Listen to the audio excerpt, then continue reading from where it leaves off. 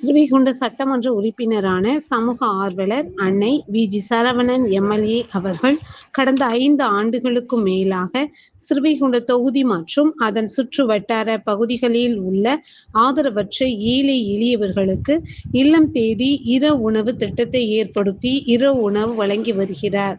இந்நிலையில் தமிழக வெற்றிக் கழகத்தின் ஐம்பெரும் கொள்கை தலைவர்களுள் ஒருவரான சமூக ஆர்வலர் அஞ்சலை அம்மாளை கொள்கை தலைவராக அறிவித்ததன் ஏற்பால் தமிழக வெற்றிக் கழகத்துடன் இணைந்து தமிழகத்தின் நிரந்தர முதல்வர் திரு சி. ஜோசப் விஜய் அவர்களின் ஆசியுடன் கழக பொதுச் செயலாளர் அண்ணன் புசி என். ஆனந்த் அவர்களின் வழிகாட்டுதலின்படியும் மதிய உணவு மற்றும் இரவு உணவு திட்டத்தை ஏற்படுத்தி உணவு வழங்கி வருகின்றார்.